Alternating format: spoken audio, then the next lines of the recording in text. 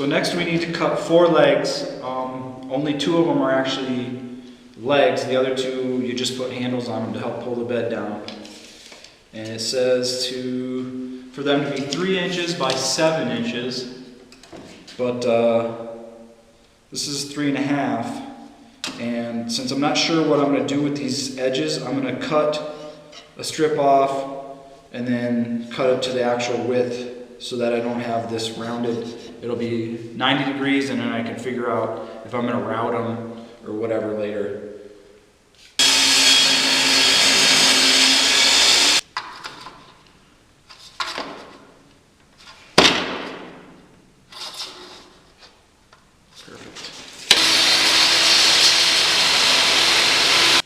Alright, so now that I got my feet measured out, I drew a line down the middle, and then I actually am using 3-inch poles so I can follow the 2-inch, 2-inch, so I marked them, and now I'm going to drill a 1/4-inch hole so I can mount the poles. And the funny thing is, I actually bought a kit for installing hardware when I did the kitchen in Villa Park. It has like templates, but who knows where that stuff is. So here's another example of how this screw is all the way in, but there's a gap. But I need this thing countersunk, but it's already bottomed out into this handle. So these are 1 inch. Really, I need 3/4 inch, but I don't have 3/4 inch. Luckily, I went through my stuff and I found some 1/2 inch. So I'm gonna have to like countersink the crap out of it, and then I'll figure out the other 2 later because I need to mount a hinge on top of this. Alright, so yeah, I'll have this be the top. Alright, so it says measure 3/4 inches down.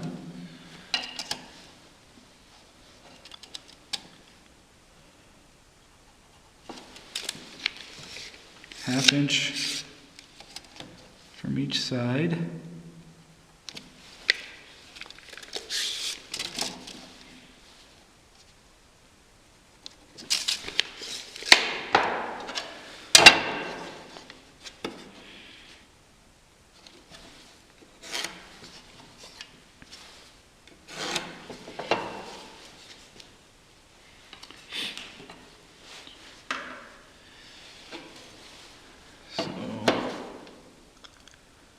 Like that.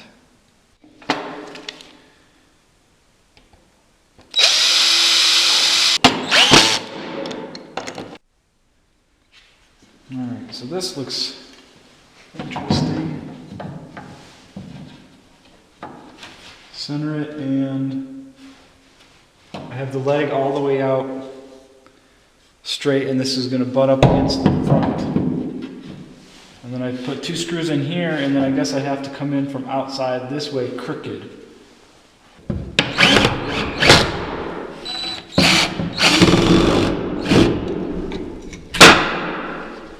I hope that's alright. It doesn't really look like it's 90 degrees.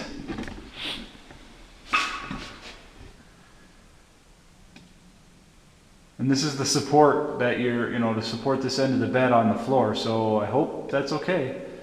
You know, if you look at the other one, it's the exact same way, so I don't think I did anything wrong, but we'll see if the bed collapses. Alright, next on the outside edge, we're going to drill a 1/4 inch hole.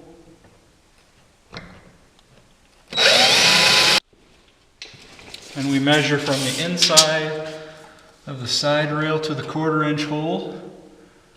It's about 6 3/4 on this side. So 6 3/4. Bring that up here. 6 3/4 plus the thickness of the rail. 3/4. So 7 1/2.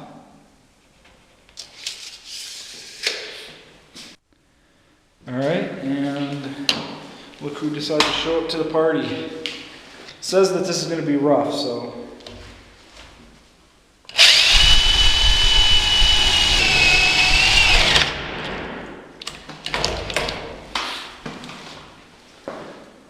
Wow, that sucks.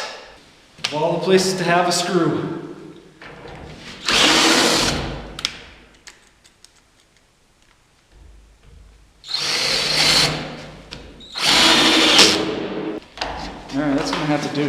I tore it up. Man, they weren't kidding when they said it was going to be rough. Alright, next it says to put this through with the flat part facing forward, and if it's loose, it's loose, use masking tape. Something tells me they know it's going to be loose. That'll be fine. Bring it through. Alright, it says to take off this screw.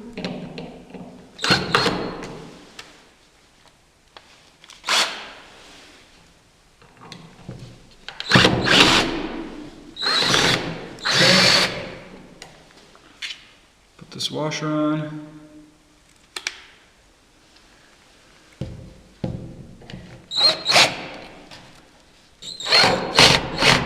Alright, I guess we're done with that. Now we're moving on to the cabinet verticals. And drill a hole. 1/2 inch deep-ish.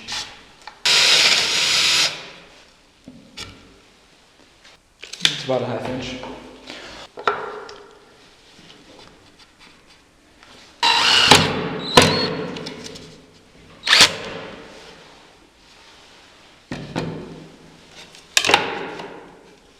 Drill a 5/8, 1/2 inch.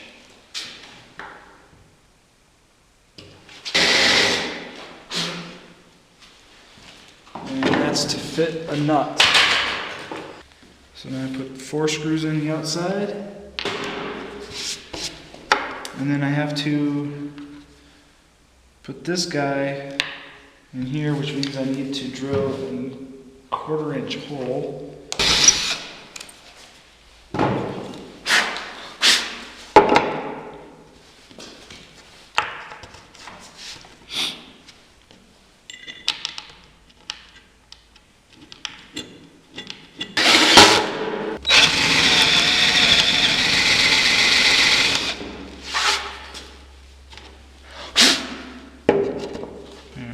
Good.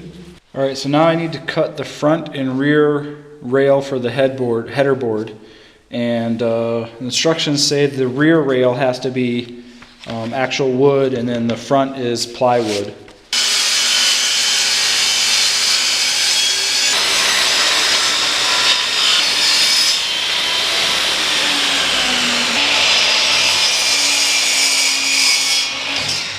So these mounting cleats are to mount the side verticals, and I got lucky. They're 1.5 inches, which is the same as the rails that we cut at the beginning, and this is the 2 scraps for the long rails, and I need to cut these to 2 of them to 14 3/8, and luckily enough this is 16 inches, so I cut these 2 down and we're good to go. Okay, so I thought I would cut some 1/2 inch spacers, and I was cutting them one at a time, and I realized that they're coming out, you know, like really different thicknesses. So then I just took 4 blocks and I marched my 1/2 inch and then lined them all up and cut them all at once. So now I have 4 that are spacers that I can put 1 in each corner. I guess if I would have thought about it, the smart way would have been to rip this to a 1/2 inch, and then I could have just cut, you know, however big I needed, and I wouldn't have ended up with these little tiny blocks. But if you guys can, if anybody's got a better way to cut spacers like this out of scrap wood. All right, so now I need to glue and screw, but I've got this raised up on those blocks, so I'm not really sure. But what I'm going to do is I'm going to flip it around, line it up. I'm going to run a line.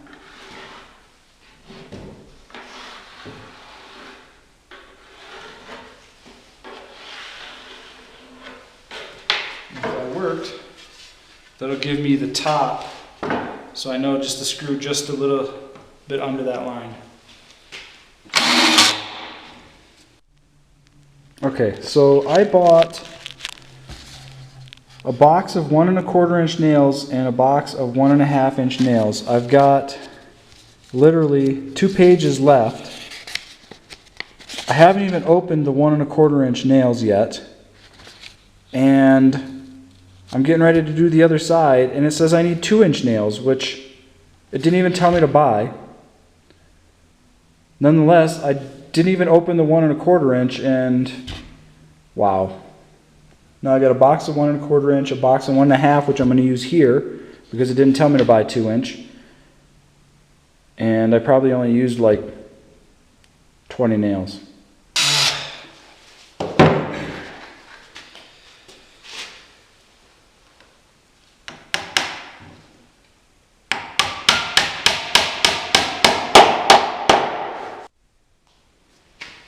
Alright, so I go to put my side, and gee, that's not even close.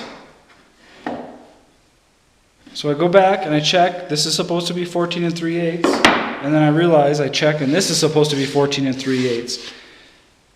So I cut this off to length last night, and then I cut my finger, so I went in for the night, and then I didn't rip it down. So now I gotta take this back off before the glue dries, cut it down and put it back on. I love doing everything twice.